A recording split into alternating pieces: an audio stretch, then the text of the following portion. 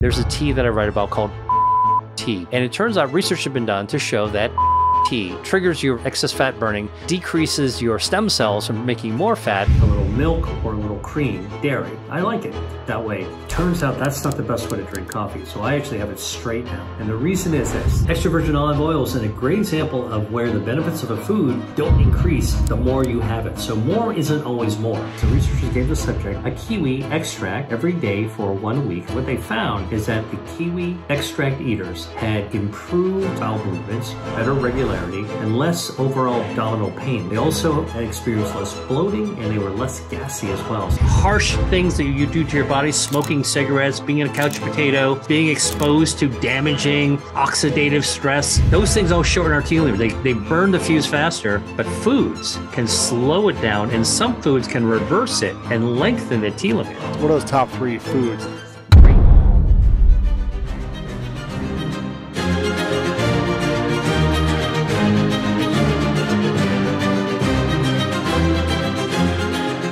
Dark chocolate.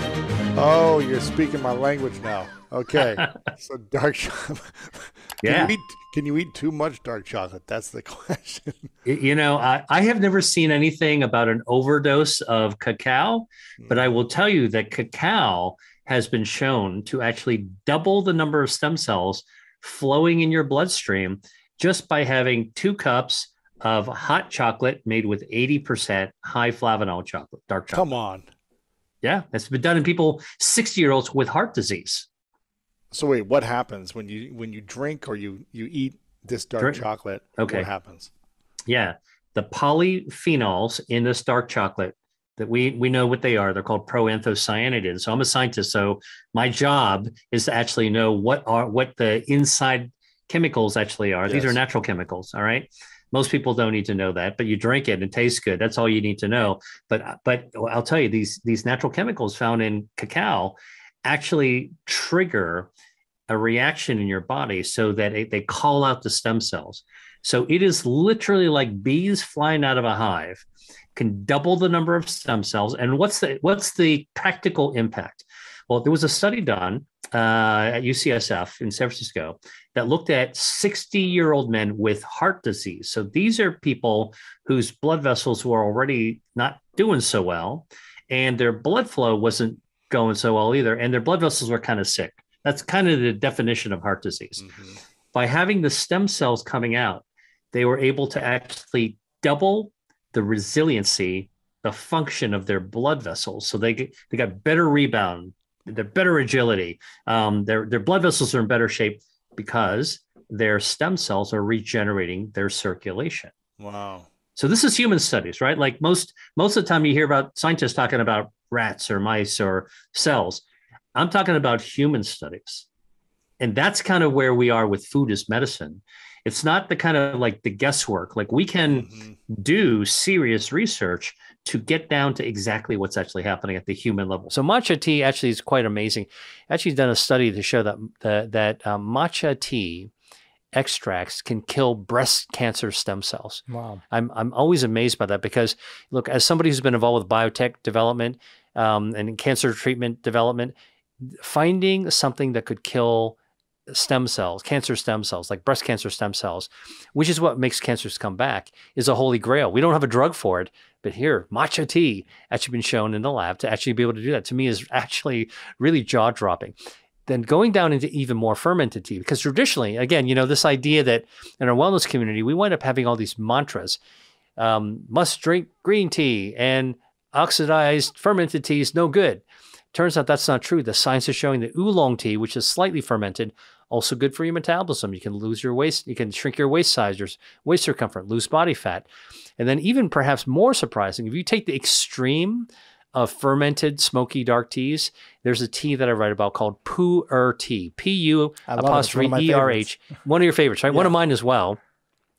This comes from a village of Pu'er that back thousands of years actually traded tea on the Silk Road. So they smoked the tea, they fermented it so it would actually survive the tea journey. And it turns out research had been done to show that Pu'er tea lights up your brown fat, burns up, triggers your excess fat burning by burning the cells, decreases your stem cells from making more fat, and fats, visceral fat as well. Quite remarkable that this fermented tea that's supposedly, fermented, can't be good, doesn't have any of the polyphenols left. Wrong. And on top of that, they've actually discovered just a few years ago that there is this tradition, 1,000-year-old tradition of making pu'er tea. There's even a bacteria, a probiotic that actually the bacteria is grown in the way that's fermented. In fact, they call it pu'ercillus, like a bacillus that actually grows in pu'er tea. So this is actually a probiotic tea, which to me is remarkable. And not only does it improve gut health, it's good for your metabolism as well. So it fires up your brown fat. So again, tea is the second part of the Holy Trinity. All right, all you coffee lovers out there, you can join me enjoying a cup of Joe, and I'm going to tell you why. Coffee slows down cellular aging. If you want to actually be in the moment and not speed up your aging, it turns out that coffee can actually do that. There is a bioactive in coffee beans called chlorogenic acid, and this has been studied in human subjects drinking coffee. 1 to 3 cups a day of drinking coffee has been shown to slow down the burn rate of your telomeres. These are the caps at the end of your DNA that burn down like a fuse that reflect how fast you're actually aging. It's kind of the clock the timer that gets started from the time you're born. And the older you are, the fuse starts to shrink. Drinking coffee slows that process down. And all you got to do to get that effect is to drink anywhere from 1 to 3 cups of coffee a day. I easily meet that level myself. Okay. Second reason that you actually want to drink coffee is that coffee actually protects stem cells in your body. Now, our stem cells live in our bone marrow, and they come out into our bloodstream to repair us from the inside out. Happens all the time. But as we get older, our stem cells are a little bit less vigorous than when we're younger. And a lot of things can affect this, including oxidative stress from the environment and just simply aging. And so one of the things that coffee does is it acts as a shield to our stem cells so they can actually keep on working as robustly and vibrantly as possible, regenerating us from the inside out. Third reason to have coffee every day is that coffee improves our metabolism. Coffee contains something called chlorogenic acid. And chlorogenic acid activates our metabolism. And the way it does it is by stimulating the production of brown fat. And we've got different kinds of fat in our body. There's white fat that's wiggly and jiggly, and brown fat that's wafer thin. And one of the things that brown fat can do is get turned on like a space heater. And when it turns on like a space heater, it's a process called thermogenesis. And coffee turns on thermogenesis. And you know why thermogenesis in brown fat is useful? Because the brown fat will be triggered and it'll burn down the harmful white fat, the visceral fat. So good fat fights bad fat, and coffee actually makes that happen. So you actually get more energy and it increases your metabolism. The other thing it does is actually helps you lose body fat, and you can actually lose weight that way. And studies have been done to show that drinking up to 4 cups of coffee a day can actually help you lose body fat. In fact, up to about 8 pounds of body fat over about 6 months or so. Not a huge amount by itself, but every little bit counts, especially when it's actually burning away your harmful white fat. Now, another thing that coffee does is it's anti-inflammatory. So chlorogenic acid in coffee is very anti-inflammatory. We know that inflammation is the root cause for a lot of the diseases of aging. And so coffee, enjoy your cup of Joe, actually helps you enjoy the rest of your days longer and better because it actually chills out inflammation as well. And then finally, coffee improves gut health. It turns out that when you drink coffee, the coffee chemicals actually get down into your gut, and it protects our gut microbiome. It shifts the gut microbiome into a healthier state, so you've got better neighborhoods of gut bacteria. And as you know, Better gut health is better overall health because our gut bacteria lower inflammation. And the way it does that is by releasing a metabolite called short-chain fatty acids, or SCFAs, SCFAs, that actually lower inflammation. And guess what? Drinking coffee helps your gut bacteria make more short-chain fatty acids, more SCFA. So these are all really great reasons why you would actually want to drink coffee every single day. And now I'm going to give you some pro tips. Pro tip number one is you want to get organic coffee if you want to get the most out of the chlorogenic acid.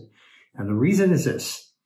Coffee, like other plants, actually produce bioactives like chlorogenic acid in response to insects that are in its natural environment, right? So what do bugs in a natural environment do? They nibble on the leaves and the stems, and the coffee plant makes chlorogenic acid as a response. It's kind of a wound healing response. It's trying to heal itself when those insects are nibbling on it.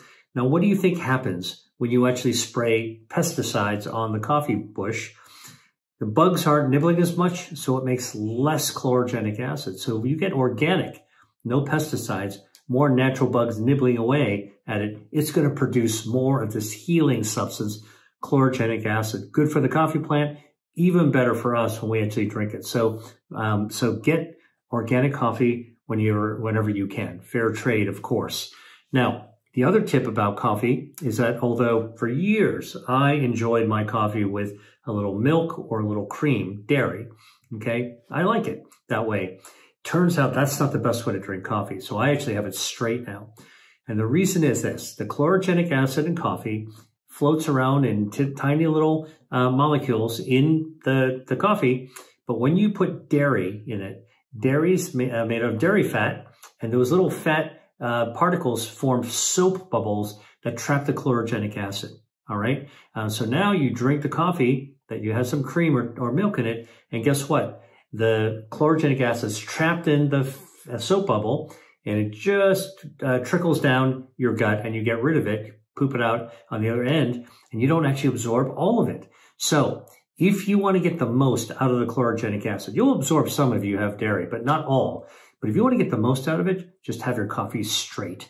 Or if you want to cut the coffee taste a little bit, you can actually use a nut milk, almond milk, soy milk. All of those will actually work just fine. They don't actually form those little soap bubbles that we're talking about. Okay, now the last little tip I'll tell you about coffee is something that surprised me, because when I was in medical school and I drank tons of coffee just to stay awake, all right, one of the things that we always were taught, or I thought it was true, was that coffee, if you drink a lot of coffee, it's a diuretic and it causes you to go to the bathroom, and you can actually get urinate, you can actually get dehydrated if you drink a lot of coffee.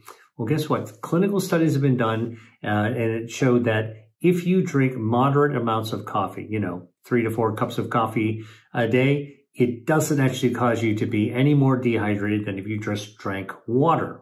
All right. So coffee does not dehydrate you. Coffee actually does all these great things. So let's recap.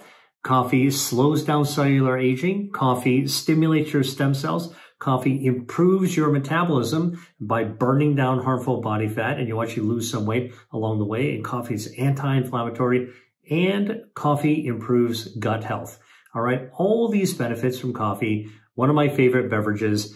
I drink it in the morning as a pick-me-up. All right. I do think that caffeine is really good. And if you're sensitive to caffeine, you can try to get decaffeinated coffee. All right. That will be fine. It still has chlorogenic acid, but just know that the decaffeination process removes a lot of the caffeine, not all, a lot, but it also removes some of the other bioactives as well.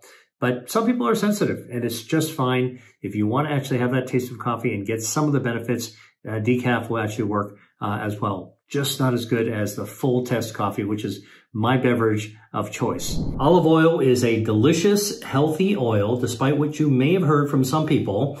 And it not only tastes great, but it is actually good for heart health. It's got research-proven benefits for your health. And the reason that olive oil is good for your health is because it has polyphenols. And 2 of them that have been best studied are called hydroxytyrosol and oleocanthal. don't bother trying to spell them. Just know that they've actually figured out. And researchers like me are actually working on understanding how they work. And here's what we do know. Both hydroxytyrosol and oleocanthal are anti-inflammatory.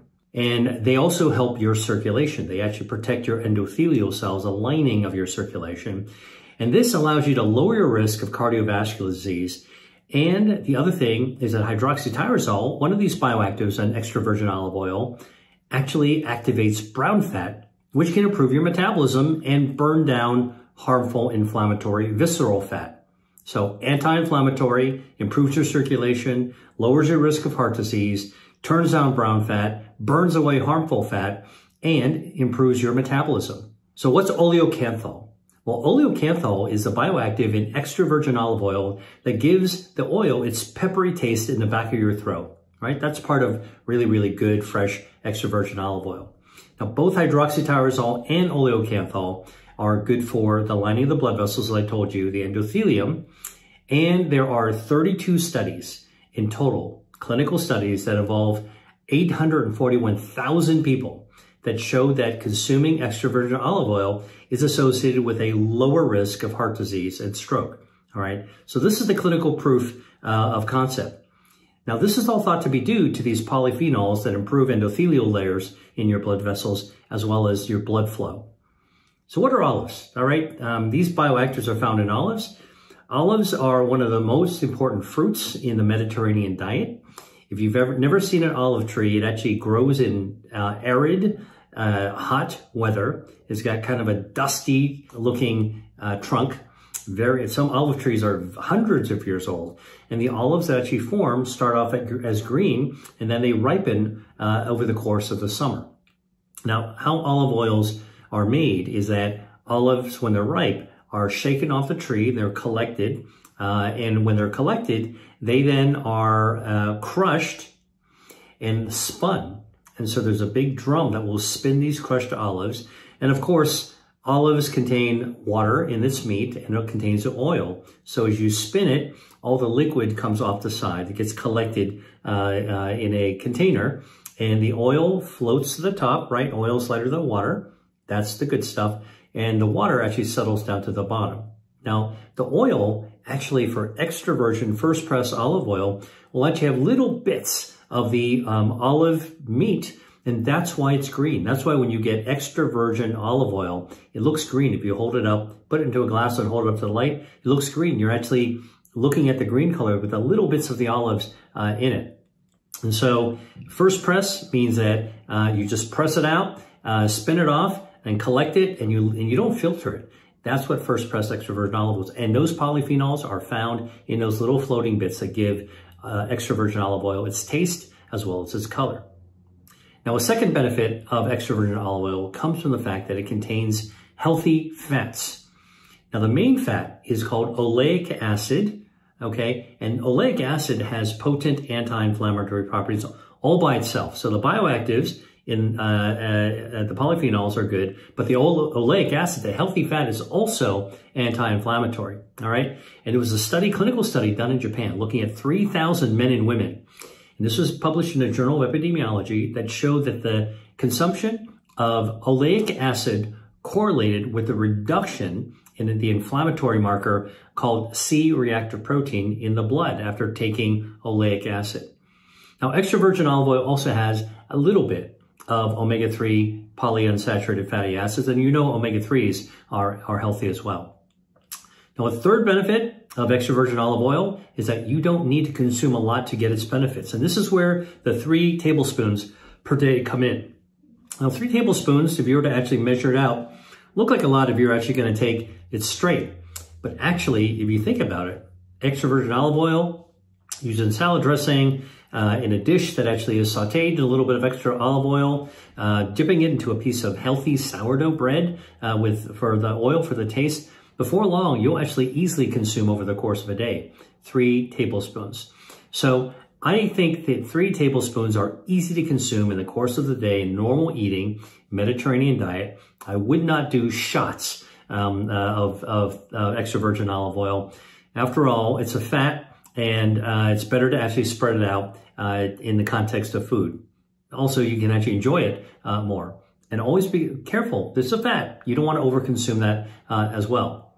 Now, extra virgin olive oil is a great example of where the benefits of a food don't increase the more you have it. So more isn't always more. Moderation when it comes to food as medicine is almost always the winning formula, but especially when it comes to fat, including extra virgin olive oil. By the way, remember I told you spin the crushed olives in a drum and the fluid is collected, oil floats to the top and the water's below? Well, guess what? Some of those polyphenols are actually found in the olive water. Hydroxytyrosol, oleocanthal, is found in olive water. And so, if you're actually eating the whole olive, make sure that you're actually enjoying the knowledge that when you actually eat the meat and you get the juice of the olive, that's also good for you as well. Extra virgin olive oil, something else you need to know is it's great for cooking. It's another way to actually get it into your system because most food preparation requires a little bit of oil in order to be able to cook. And cooking with extra virgin olive oil actually gets some of the polyphenols into your food. So you get more bang for your buck. If you're cooking healthy food and you cook it in extra virgin olive oil, the oil makes it even healthier. Now, there are some myths with extra virgin olive oil. One of them is that you shouldn't cook in high heat because it's got a low smoke point. Look, you probably shouldn't be cooking too often with super high heat, and you never want oil that's actually smoking hot. But actually, the smoke point of extra virgin olive oil is about 325 degrees to 375 degrees, depending on the quality of the oil. And guess what? That overlaps with other oils that are used for frying, like corn oil and canola oil, and extra virgin olive oil is much healthier than those. So what I would tell you is that don't be afraid to cook with extra virgin olive oil, although you can actually have a plain, because the smoke point is actually much higher than people actually think. Last thing I'm going to tell you is how do you get the most potent extra virgin olive oils? Which ones have the most polyphenols? Well, it turns out there are 3 olives that contain the highest levels of polyphenols measured in extra virgin olive oil. And they come from Spain, Greece, and Italy. So if you're looking for olive oils that actually contain the highest amount of polyphenols, look for Spanish olive oil, Picual olives. You look for Greek olive oils called Koroneiki olives. Both Picual and Koroneiki are pretty common olives, so it's easy to find these. And in Italy, if you want to look for an Italian olive oil that's very high in polyphenols, look for Moraiolo olives used to make the olive oil. So the best way to do this, what I do when I go shopping for olive oil, is I pick up the oil and I actually try to look for, is there anything that says it's monovarietal, meaning only one type of olive, one variety of olive is used, monovarietal, right? I look for Picual from Spain, Koroneiki from Greece, and much less common to find is actually Moraiolo from Italy, from Umbria as well. Okay, but you can shop for all of these online and you can just order the monovarietals. Remember, Picual, Koroneiki, and Moraiolo. Okay, now the last thing you need to be a little bit careful about is getting fooled by fake olive oils. There's a whole industry of pirated and fake olive oils out there. Always look on the label carefully to see if it actually gives you enough information. Some olive oils that are really genuine, they even stamp the harvest date of the olives, and those are the ones that you know are actually genuine. The ones that actually don't specify the varietals and don't specify the dates, you know, look them up online to see if there's any reports that they might be fake. You definitely don't want to get the fake kind. And finally, when you bring home your olive oil, keep it in a cool, dark place. Bright light, sunlight actually degrades the polyphenols, degrades the olive oil, and makes it go bad faster. So dark bottle, dark place, cool environment, that's the best way to actually store your olive oil. Chocolate is a confection, it's candy. Chocolate is actually made with cacao. Cacao is a plant-based food which contains polyphenols. The more cacao you have in the chocolate, the darker the chocolate, right? It's 70% cacao, 80% cacao, even 100% cacao. That's when you actually have a lot of the polyphenols from the cacao plant, plant-based. One of the things that we look for is for healthy chocolate is the percent higher levels of cacao. The more, the better. I always say 80% or higher is exactly what you want. Okay, now, what does dark chocolate do for you? It does a lot of things. One of the most important things the polyphenols do is it recruits your stem cells. All right, that's right. We all have stem cells in our body. They were left over when we were growing in our mom's belly in the womb, and they formed our organs, all right? So when we were actually born, there were extra stem cells left over, about 70 million, all right? And they all got packed away, stored away in our bone marrow. So our bone marrow is the little the spongy stuff in the middle of our bone. If you ever took a chicken bone and broke it in half, you would actually see that brown stuff in the middle. That's bone marrow. That's packed with stem cells. So eating chocolate, the chocolate bioactives called proanthocyanidins actually calls out those stem cells into our bloodstream. It signals to them so they come flying out of our bone marrow like bees coming out of a hive, and they circulate around in our blood. And you know what they do? They look for areas that need to be fixed, like potholes in the road. They're looking for where they need to patch. And not just in your blood vessels, although that's a very important place for dark chocolate to have its activity. The proanthocyanidins, stem cells actually fix your blood vessels, but also other organs as well, right? The stem cells are going everywhere: your brain, your heart, your liver, your lungs, everywhere. So dark chocolate is actually a way of stimulating these stem cells to come on out in order to be able to do their thing. Hey there. Have you heard of intermittent fasting? I'm sure you have. It's not what you eat, but it's about when you eat. And I've got a simple guide to help you get started with intermittent fasting. If you're looking for an easy way to boost your energy and improve your health, and maybe shed a few pounds along the way, this could be the perfect solution for you. In my guide, I'm going to show you how fasting helps your body burn fat and also repair itself. It's an easy thing that you can do effortlessly every single day. Plus, I'll give you tips on how to succeed with intermittent fasting. And I'll tell you the science behind why this works. Just click the link below to grab your free copy, or scan the QR code on the screen right now. Now, let's get back to the video. How do we know, by the way, that it actually works? Well, studies have been done where they took men who have cardiovascular disease, coronary artery disease. We know that they have ragged blood vessels, not good blood flow, and they actually can do a test called flow-mediated dilation.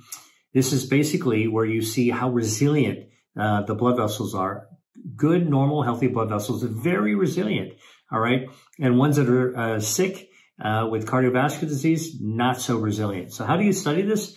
You basically blow up a blood pressure cuff, just like in a doctor's office, and they put an ultrasound. And when the blood pressure cuff is completely squeezed, you're actually cutting off the blood flow. All right. You count 1 Mississippi, 2 Mississippi, 3 Mississippi, and so on and so forth.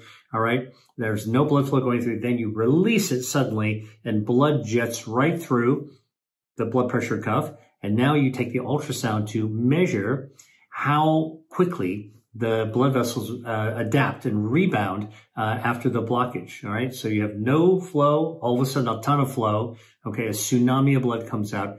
How good is your blood vessel in actually receiving it? How resilient is it? This is called flow-mediated dilation, FMD. All right. Because the blood vessels have to dilate when more blood flow comes through.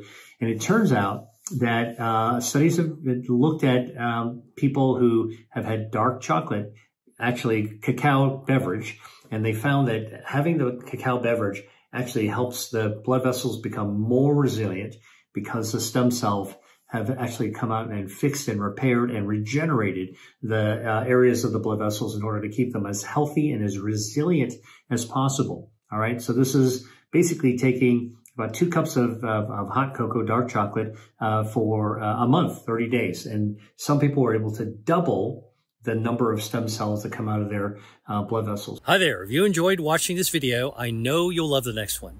Stay here and check it out, and I'll see you there.